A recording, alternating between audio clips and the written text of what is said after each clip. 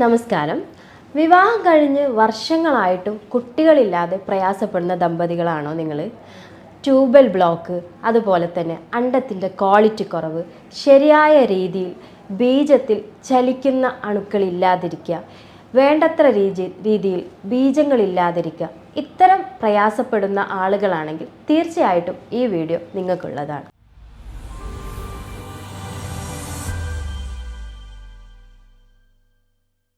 ഞാൻ doctor Haseena, doctor Basil സോമിയോ hospital, Pandikkad, Malappuram ജില്ല. എന്താണ് വന്ധ്യത അല്ലെങ്കിൽ ഇൻഫെർട്ടിലിറ്റി എന്ന് പറയുന്നത്? ഒരു ഭാര്യയും ഭർത്താവും ഒരു വർഷം ഒരുമിച്ച് കുട്ടികൾ വേണം എന്നുള്ള രീതിയിൽ തന്നെ യാതൊരുവിധ ഗർഭനിരോധന മാർഗങ്ങൾ ഉപയോഗിക്കാതെ ശാരീരികമായി ബന്ധപ്പെട്ടിട്ടും കുട്ടികളില്ലാത്തൊരവസ്ഥയാണ് നമ്മൾ വന്ധ്യത അല്ലെങ്കിൽ ഇൻഫെർട്ടിലിറ്റി എന്ന് പറയുന്നത്. അത്തരം കണ്ടീഷനിൽ പലപ്പോഴും കുട്ടികളില്ലാതിരിക്കുക എന്നുള്ളത് 30% ഭാര്യയുടെ കുഴപ്പം അല്ലെങ്കിൽ സ്ത്രീകളുടെ പ്രശ്നങ്ങളും, 30% പുരുഷന്മാരിൽ കണ്ടുവരുന്ന പ്രയാസങ്ങളും, 30% രണ്ടുപേരിൽ കണ്ടുവരുന്ന പ്രയാസങ്ങളും, 10% എന്താണ് എന്ന് തെളിയിക്കാൻ പോലും പറ്റാത്ത രീതിയിലുള്ള പ്രയാസങ്ങളുമാണ് സാധാരണ ഒരു വന്ധ്യതയിൽ കണ്ടുവരുന്ന കാരണങ്ങൾ എന്ന് പറയുന്നത്. ഇനി പലപ്പോഴും മുമ്പത്തെ ആളുകൾ കുട്ടികളില്ല എന്ന് പറയുമ്പോൾ അത് സാധാരണ സ്ത്രീകളിലെ ഒരു പ്രശ്നമാക്കി എടുക്കുകയും പുരുഷന്മാരിലുള്ള പ്രയാസങ്ങളെ കാണാതെ പോവുകയും ചെയ്യുന്ന ഒരു കാലഘട്ടമായിരുന്നു. ഇപ്പോൾ 2 വർഷം ഇങ്ങോട്ടാകുമ്പോൾ തീർച്ചയായിട്ടും പുരുഷന്മാരിലുള്ള പ്രയാസങ്ങളാണ് കൂടുതലായിട്ടും കുഞ്ഞുങ്ങൾ ഉണ്ടാവാതിരിക്കാനുള്ളൊരു കാരണമായിട്ട് പലപ്പോഴും നമ്മൾ OPകളിൽ കാണപ്പെടുന്നത്. ശരിയായ രീതിയിൽ ആവശ്യാനുസരണം കിട്ടാവുന്ന ബീജങ്ങളില്ലാതിരിക്കുക, അതല്ലെങ്കിൽ ഉള്ള ബീജത്തിന് കൂടുതൽ കട്ടിയുള്ളതായിരിക്കുക, അതുപോലെ തന്നെ അത്തരം അവസ്ഥകളിൽ ശരിയായ രീതിയിൽ ചലിക്കുന്ന ബീജങ്ങളില്ലാതിരിക്കുക, ഇതൊക്കെയാണ് പുരുഷന്മാരിൽ കാണപ്പെടുന്ന പ്രധാന പ്രശ്നങ്ങൾ എന്ന് പറയുന്നത്. അതുപോലെ തന്നെ സ്ത്രീകളിലാണെങ്കിൽ നല്ല രീതിയിൽ അണ്ടത്തിൻ്റെ ക്വാളിറ്റി ഇല്ലാതിരിക്കുക, AMH ഹോർമോൺ വളരെ ലോ ആയിരിക്കുക, അതുപോലെ തന്നെ ട്യൂബ് രണ്ടും ബ്ലോക്കായിട്ട് പോവുക, സിസ്റ്റുകൾ ഉണ്ടാകുക, ചെറിയ രീതിയിലെങ്കിലും ഫൈബ്രോയിഡിൻ്റെ സാന്നിധ്യം കാണുക, ഇത്രയും പ്രയാസങ്ങളാണ് പുരുഷന്മാരെ അപേക്ഷിച്ച് സ്ത്രീകളിലും വന്ധ്യതയ്ക്ക് കാരണമാകുന്ന ഒന്ന്. പലപ്പോഴും ഇതല്ലാതെ തന്നെ ശരിയായ രീതിയിലൊരു ശാരീരിക ബന്ധം പോലും നടക്കാത്ത ആളുകളിലും ഇൻഫെർട്ടിലിറ്റിയുടെ സാധ്യത കൂടി വരുന്നു. അല്ലെങ്കിൽ ശരിയായ രീതിയിൽ ഒരു ശാരീരിക ബന്ധം എങ്ങനെ നടത്തണമെന്നറിയാത്ത പേഷ്യൻസിലും വന്ധ്യതയുടെ പ്രയാസങ്ങൾ കണ്ടുവരാറുണ്ട്. അത്തരം ആളുകൾ ചെയ്യേണ്ടതായിട്ടുള്ള കാര്യങ്ങളാണ് നമ്മൾ താഴെ പറയാൻ പോകുന്നത്. കല്യാണം കഴിഞ്ഞ്, അതായത് ഒരു 30 വയസ്സിന് താഴെയുള്ള ആളുകളാണെങ്കിൽ നിങ്ങൾ തീർച്ചയായിട്ടും 1 വർഷം വരെ വെയിറ്റ് ചെയ്ത് നോക്കാവുന്നതാണ്.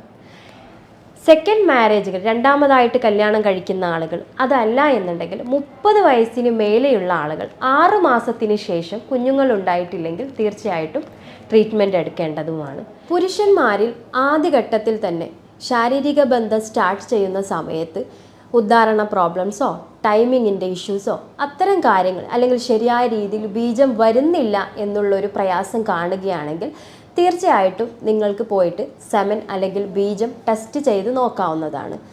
3 ദിവസം ശാരീരികമായിട്ട് ബന്ധപ്പെടാതെ, അല്ലെങ്കിൽ ബന്ധപ്പെട്ടതിന് ശേഷം 5 ദിവസം അങ്ങോട്ടാകുന്നതിന് മുൻപോടിയായിട്ട് ഇടയിൽ പോയിട്ട് ചെക്ക് ചെയ്ത് വെരിഫൈ ചെയ്ത് നിങ്ങൾക്ക് കൺഫേം ചെയ്യാവുന്നതാണ്. അതായത് എന്തെങ്കിലും ഇഷ്യൂസ് ഉണ്ടോ എന്നുള്ള കാര്യം നിങ്ങൾക്ക് കൺഫേം ചെയ്യാവുന്നതാണ്. സ്ത്രീകളിലാണെങ്കിൽ പീരിയഡ്സ് ഓക്കെ അല്ല എന്നുണ്ടെങ്കിൽ, അതായത് റെഗുലറായിട്ട് പീരിയഡ്സ് വരുന്നില്ലാത്ത കേസുകളാണെങ്കിൽ PCODയുടെ സാന്നിധ്യം ഉണ്ടോ എന്ന് നിങ്ങൾക്ക് പരിശോധിക്കാവുന്നതാണ്. അതിന് നോർമലി ഒരു സ്കാനിങ്ങിലൂടെ നമുക്കത് വെരിഫൈ ചെയ്യാൻ പറ്റും.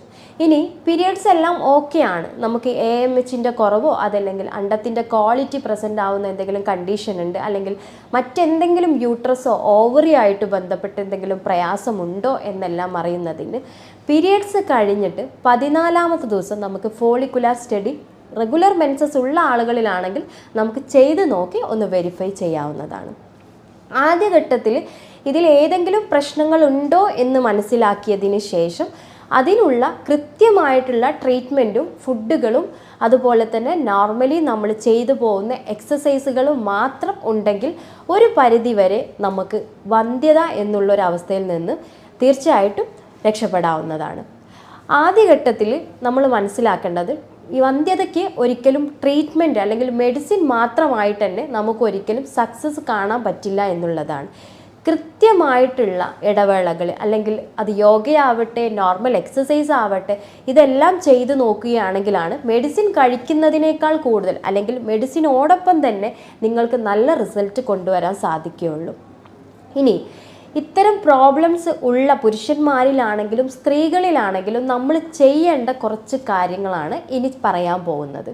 ഇപ്പം നമുക്ക് എന്തെങ്കിലും പ്രോബ്ലംസ് കണ്ടുപിടിച്ചു, അല്ലെങ്കിൽ ബീജത്തിൽ കാണുന്ന കൗണ്ട് കുറവ്, ചലിക്കുന്ന ബീജങ്ങളില്ലാതിരിക്കുക, സെമൻ കട്ടിയുള്ളതായിരിക്കുക, അല്ലെങ്കിൽ വളരെ തിന്നായിട്ടുള്ളതായിരിക്കുക, വെരിക്കോസീലിൻ്റെ ബുദ്ധിമുട്ട് വരിക, അല്ലെങ്കിൽ എന്തെങ്കിലും ഹൈഡ്രോസിൽ, അല്ലെങ്കിൽ അവിടെ എന്തെങ്കിലും മുഴകളോ അത്തരം കാര്യങ്ങളൊക്കെ ഉണ്ടാവുന്ന രീതിയിൽ കോമൺലി നമ്മൾ പറയുകയാണെങ്കിൽ ശരിയായ രീതിയിൽ നമുക്ക് അങ്ങോട്ട് രക്തയോട്ടം വരാത്തൊരവസ്ഥ വരികയാണെങ്കിൽ, അതുപോലെ തന്നെ സ്ത്രീകളിലാണെങ്കിൽ ട്യൂബൽ ബ്ലോക്ക്, അതുപോലെ തന്നെ ഇൻഫെക്ഷൻ വരിക, ട്യൂബിന് എന്തെങ്കിലും മറ്റു രീതിയിൽ എന്തെങ്കിലും ഇൻഫെക്ഷൻ വരിക, സിസ്റ്റുകൾ ഒരു പരിധിയിൽ അപ്പോഴും വളരുക, ഫൈബ്രോയിഡ് ഒരു പരിധിയിൽ അപ്പോഴും വളർച്ച പ്രാപിക്കുക, അതുപോലെ തന്നെ കറക്റ്റായിട്ട് അണ്ടത്തിന് ക്വാളിറ്റി കുറവ്, അത് നമ്മൾ AMH മെഷർ ചെയ്യുന്നൊരു സിറ്റുവേഷൻ ഉണ്ടാവുക. ഇത്തരം കാര്യങ്ങളൊക്കെ ഉണ്ടെങ്കിൽ തീർച്ചയായിട്ടും നമ്മൾ ചെയ്യേണ്ട കുറച്ച് കാര്യങ്ങൾ പ്രധാനമായിട്ടും ഭക്ഷണത്തിൽ നമ്മൾ കോൺസെൻട്രേറ്റ് ചെയ്യുക എന്നുള്ളതാണ്. നല്ല രീതിയിൽ രക്തയോട്ടം കിട്ടുന്ന, അല്ലെങ്കിൽ പ്രതിരോധശേഷി കൊണ്ടുവരാൻ പറ്റുന്ന ഭക്ഷണങ്ങൾ കറക്റ്റായിട്ടും നമ്മളുടെ ഡയറ്റിൽ ഉൾപ്പെടുത്തുക എന്നുള്ളത്. അതിലാണ് പ്രധാനപ്പെട്ട പുരുഷന്മാർ ചെയ്യേണ്ട ഒരു കാര്യം എന്ന് വെച്ചാൽ, നട്ട്സുകൾ, അവൈലബിൾ ആയിട്ടുള്ള നട്ട്സുകൾ മാക്സിമം ബോഡിയിലോട്ട് എത്തിക്കുക എന്നുള്ളതാണ്. ഡെയിലി നിങ്ങൾ യൂസ് ചെയ്യുന്ന നട്ട്സുകൾ 2 ബദാം, 2 പിസ്ത, അതുപോലെ തന്നെ ഒലീവ്, അതുപോലെ തന്നെ വാൾനട്ട്, നമ്മൾ സാധാരണ വാങ്ങി കഴിക്കുന്ന കപ്പലണ്ടി, ഇതൊക്കെ തന്നെ നമുക്ക് ഡെയിലി 2 എണ്ണം വെച്ച് കഴിക്കുകയാണെങ്കിൽ നല്ല രീതിയിൽ ബീജത്തിൽ ക്വാളിറ്റിയിലും അതുപോലെ തന്നെ ക്വാണ്ടിറ്റിയിലൊക്കെ നല്ല രീതിയിൽ ഇമ്പ്രൂവ്മെൻറ്റ് കൊണ്ടുവരാൻ സാധിക്കും. ഇനി ഇപ്പോൾ വെരിക്കോസീലിൻ്റെ എന്തെങ്കിലും പ്രയാസം, അല്ലെങ്കിൽ ഉദാഹരണ പ്രോബ്ലംസ് വരുന്ന ആളുകൾക്കാണെങ്കിൽ ശരിക്കും നമ്മളുടെ ബോഡിയിലുള്ള ബ്ലോക്കാണത്. ബ്ലോക്ക് മീൻസ് നമുക്ക് ഹാർട്ടിൽ എങ്ങനെ ബ്ലോക്ക് വരുന്നോ അതുപോലെ തന്നെ ഒരു ബ്ലോക്കാണ് നമുക്ക് ഇത്തരം പ്രയാസം ഉണ്ടാക്കുന്നത്. സോ ആ ബ്ലോക്കിനെ നമ്മൾ കംപ്ലീറ്റ് ആയിട്ട് മാറ്റുക എന്നുള്ളതാണ്. നിങ്ങൾക്കറിയാം, വെരിക്കോസീലൊക്കെ ഉണ്ടാകുമ്പോൾ നമ്മൾ സർജറിയാണ് ഫസ്റ്റ് ടൈമിൽ പോയിട്ട് ചെയ്യാറുള്ളത്. അത്തരം കണ്ടീഷനിൽ നിങ്ങൾക്ക് ഈ ബ്ലഡ് സർക്കുലേഷൻ കൂട്ടാൻ വേണ്ടി ഭക്ഷണത്തിൽ കാര്യമായിട്ട് തന്നെ ബ്ലഡ് കണ്ടൻറ്റ്, അല്ലെങ്കിൽ അയൺ കണ്ടൻറ്റ് ഉണ്ടാക്കുന്ന കാര്യങ്ങൾ, ഉദാഹരണമായിട്ട് ബീട്രൂട്ട്, അനാറ്, ചീര, ചുമന്ന ചീരയാണെങ്കിൽ വളരെ നല്ലത്, കറുത്ത മുന്തിരി, അത്തരത്തിലുള്ള കറുത്ത എള്ള്, അതുപോലെ തന്നെ ചിയാ സീഡ്, കൊഴുപ്പിനെ കുറക്കാൻ വേണ്ടി ചിയാ സീഡ്, ഇത്തരം കാര്യങ്ങൾ കൂടുതലായിട്ട് ഭക്ഷണത്തിൽ ഉൾപ്പെടുത്തുകയാണെങ്കിൽ ഒരു പരിധിവരെ നമുക്ക് പുരുഷന്മാരിലുള്ള വന്ധ്യത പ്രയാസങ്ങൾ കുറക്കാൻ അത് സഹായിക്കും. ഇനി സ്ത്രീകളിലാണെങ്കിൽ കൂടുതലായിട്ട്, അല്ലെങ്കിൽ പുരുഷന്മാരിലും സ്ത്രീകളിലും കാണുന്ന വന്ധ്യതയ്ക്ക് നമ്മൾ ചെയ്യേണ്ട കുറച്ച് കാര്യങ്ങൾ വെച്ചാൽ, 2 പേരും ആഴ്ചയിൽ 3 ദിവസമെങ്കിലും നിർബന്ധമായിട്ടും വീട്ടിൽ ചീര കഴിക്കണം എന്നുള്ളതാണ്. രണ്ടാമത്തത് മുളപ്പിച്ച പയറുവർഗ്ഗങ്ങൾ. മുള വന്നതിന് ശേഷം മാത്രം കഴിക്കണം എന്നില്ല, എങ്കിൽ പോലും നമുക്കൊരു 4-5 മണിക്കൂർ വെള്ളത്തിൽ കുതിർത്തി വെച്ചിട്ടുള്ള പയറുവർഗ്ഗങ്ങൾ പുറത്ത് വെച്ചതിന് ശേഷം കുക്ക് ചെയ്യുകയാണെങ്കിൽ ഓൾമോസ്റ്റ് അതിൻ്റെ ഗുണങ്ങളെല്ലാം നമുക്ക് കിട്ടുന്നതാണ്. സോ അത് നിങ്ങൾക്ക് കഴിക്കാം. കൂടുതലായിട്ട് ഭക്ഷണത്തിൽ ചെറിയ തോതിൽ ഇഞ്ചിയും ഗ്രാമ്പു, അതുപോലെ തന്നെ പട്ട, ഇതെല്ലാം തന്നെ ഉപയോഗിക്കാവുന്നതാണ്.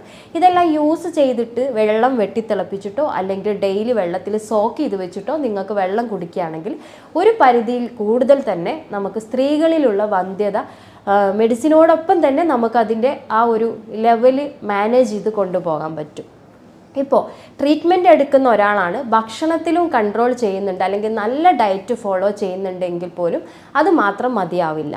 പ്രോപ്പറായിട്ട് നമ്മളുടെ അണ്ടാശയത്തിലോട്ടും പാത്രത്തിലോട്ടും, അല്ലെങ്കിൽ നമുക്ക് പെൽവിക് ഓർഗൻസിലോട്ട്, അത് പുരുഷന്മാരിലാണെങ്കിലും സ്ത്രീകളിലാണെങ്കിലും ഒക്കെ 2 പേരും പ്രോപ്പറായിട്ട് തന്നെ നല്ല എക്സസൈസുകൾ, അത് അല്ലെങ്കിൽ യോഗ, നമ്മൾ ഉദ്ദേശിക്കുന്നത് ഒരു 20 മിനിറ്റ് വരെ നല്ല രീതിയിൽ നമ്മളുടെ പെൽവിക് ഓർഗനിലോട്ട് രക്തയോട്ടം കിട്ടുന്ന രീതിയിലുള്ള യോഗയും മറ്റു കാര്യങ്ങൾ ചെയ്യുക എന്നുള്ളതാണ്. നമ്മൾ എത്ര മെഡിസിൻസ് കഴിക്കുകയാണെങ്കിലും എത്ര ഫുഡ് ക്ലിയർ ചെയ്തു പോവുകയാണെങ്കിലും നല്ല രീതിയിൽ എക്സസൈസ്, ഉദാഹരണമായിട്ട് ബട്ടർഫ്ലൈ പൊസിഷനിൽ നമ്മൾ ഇരിക്കുക, അതുപോലെ തന്നെ പല പല യോഗ കാര്യങ്ങളൊക്കെ ഉണ്ട്. അപ്പോൾ അതൊക്കെ ചെയ്ത് നോക്കുകയാണെങ്കിൽ തീർച്ചയായിട്ടും നിങ്ങൾക്ക് വന്ധ്യത എന്നുള്ളൊരു സിറ്റുവേഷനിൽ നിന്ന്, അല്ലെങ്കിൽ ഭാരിച്ച ട്രീറ്റ്മെൻറ്റ് എന്നുള്ളൊരു സിറ്റുവേഷനിൽ നിന്ന് നമ്മളെ രക്ഷപ്പെടുത്താൻ ഇതെല്ലാം സഹായിക്കുമെന്നുള്ളതാണ്. ഇത്തരം കാര്യങ്ങളെല്ലാം റെഗുലറായിട്ട് ചെയ്തിട്ടും ശരിയായ രീതിയിൽ ഒരു റിസൾട്ട് കിട്ടിയിട്ടില്ല എന്നുള്ളെങ്കിൽ തീർച്ചയായിട്ടും താഴെ കാണുന്ന നമ്പറിൽ കോൺടാക്റ്റ് ചെയ്യാവുന്നതാണ്. ഞാൻ ഡോക്ടർ ഹസീന, ഡോക്ടർ ബാസിൽ സോമിയോ ഹോസ്പിറ്റൽ, പാണ്ടിക്കാട്, മലപ്പുറം ജില്ല.